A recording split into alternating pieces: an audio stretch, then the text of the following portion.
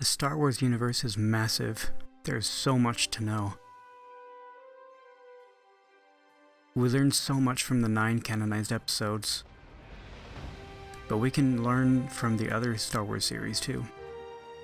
In this video I will tell 5 stories, each taking place around the time of the Clone Wars, each about a different person. Let's start with our beloved Obi-Wan Kenobi. Obi-Wan actually had a lover. She was Lady Satine of Mandalore. They met when he was a Padawan assigned to protect her family as they rose in political power.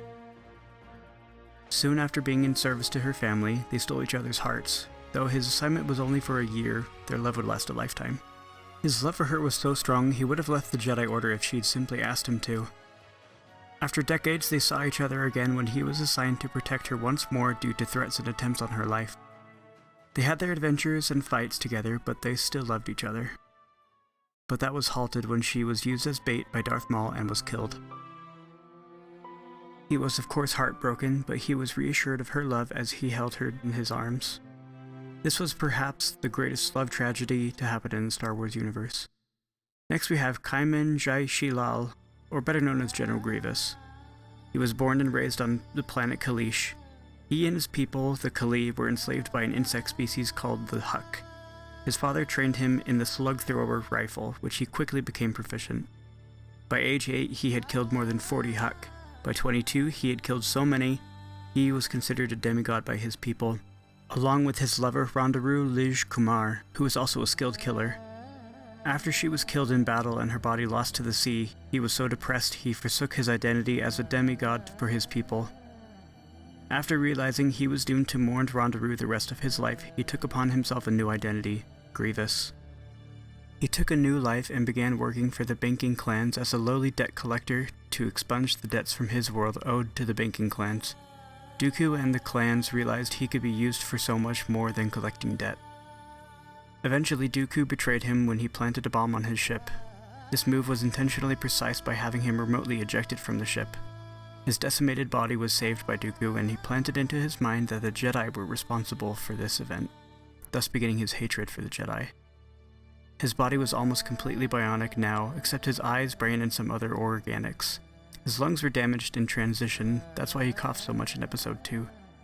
His brain was manipulated to give him extraordinary agility. Now he was a weapon ready to massacre the Jedi.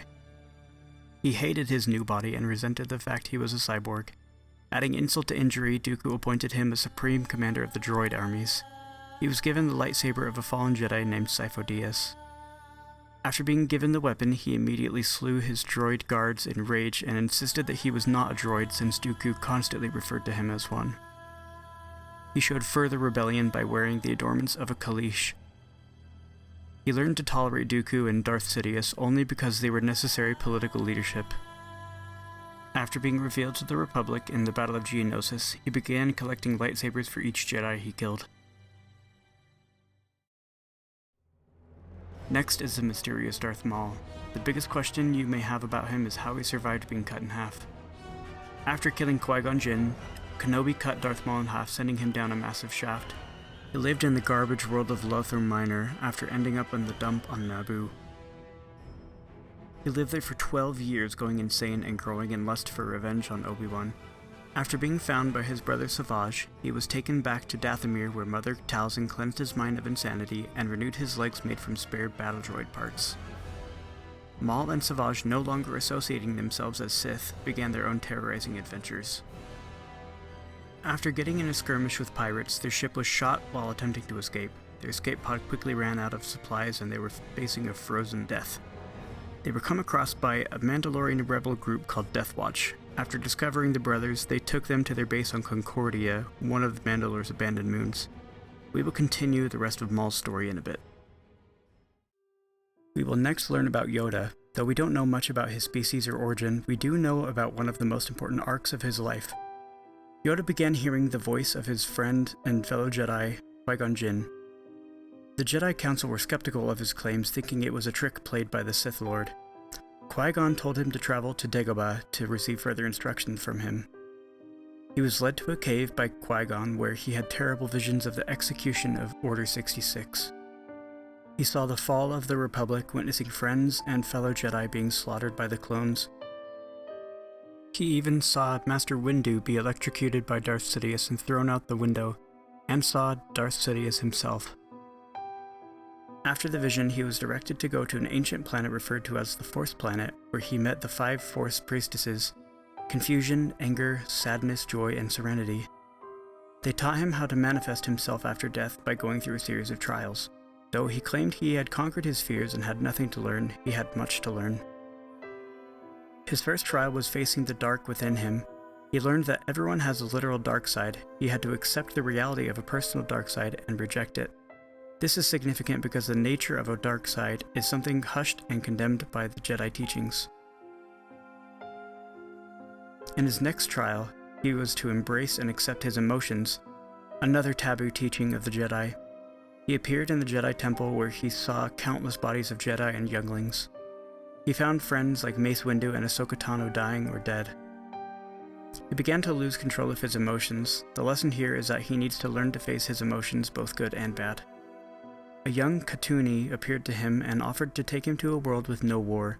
Hesitant at first, he took her hand and was suddenly in a beautiful courtyard filled with his friends and fellow Jedi, even those who had passed. He went up to a small gathering where Obi-Wan, Qui-Gon Jinn, and his former apprentice turned dark, Dooku, were conversing. He was caught off guard by Dooku's presence, but relaxed a bit when he seemed to be good. After a short conversation with the three, Yoda realizes that this is an illusion. Once he verbally acknowledged this is a false vision, everyone turned to him with anger in their faces.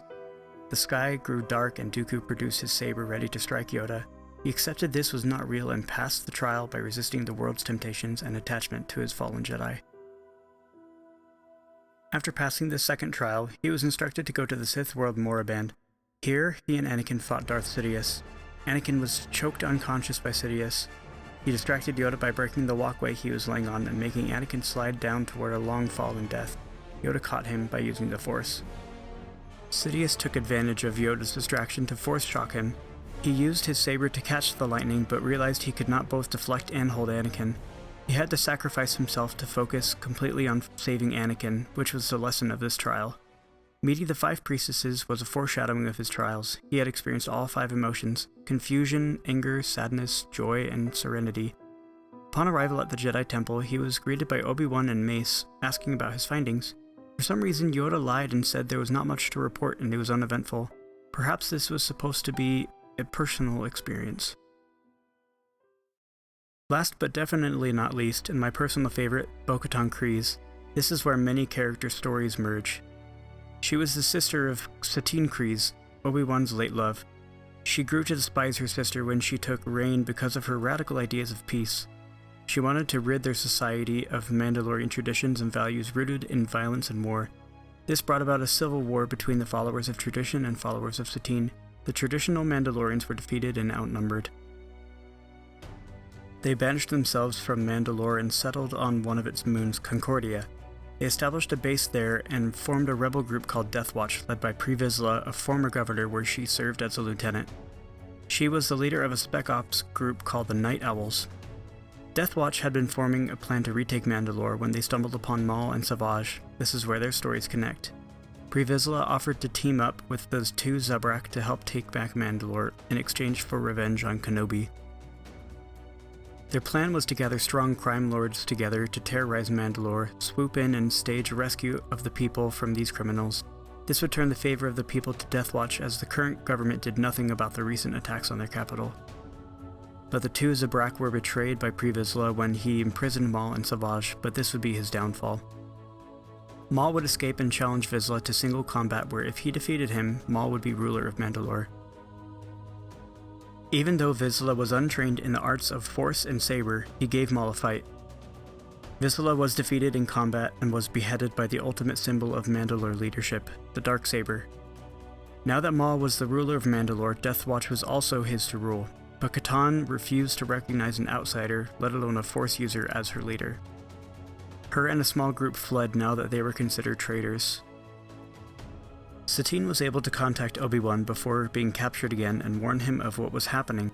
However, she did not know that she was being used as bait to bring him here. Obi-Wan, obviously concerned about her, sought Master Yoda for advice. He could not advise him to go since Mandalore was a neutral system and was not under the protection of the Republic. Obi-Wan decided to go alone where he fought to rescue Satine. They had almost escaped until their ship was shot down and Maul captured them both. Maul brought them to the throne room where he makes Obi-Wan watch him kill the love of his life. Her death is perhaps the most insulting to a Mandalorian. She was killed by the Darksaber, which is the icon of the traditions and beliefs she fought against, at the hand of an imposter, and the fact he was a Force user was the most insulting thing. Satine's death was the final straw for Bo-Katan, so she went to an old enemy for help. Ahsoka Tano agreed to help her restore Mandalore and capture Maul. With their knowledge of Maul's movements and whereabouts, they both turned to the Jedi for help. Obi-Wan and Anakin agreed to help, but Anakin was called away to defend the Chancellor in the Battle of Coruscant. Obi-Wan went with his reinforcements to stop Maul and capture him to bring him back to the Republic. After intense battling between Maul's faithful Mandalorians and Maul and Ahsoka Tano, they managed to finally capture the Zabarak. But it came at a heavy cost. Bo-Katan realized she had sacrificed her sister, many other Mandalorians, started a second civil war, and sacrificed her home to uphold the traditions of Mandalore, all for an outsider to take the throne of her home. This journey of hers brought her to the same place her sister was, wanting peace. And there you have it, the stories of Obi-Wan, General Grievous, Darth Maul, Master Yoda, and Bo-Katan Kryze. Thank you for watching.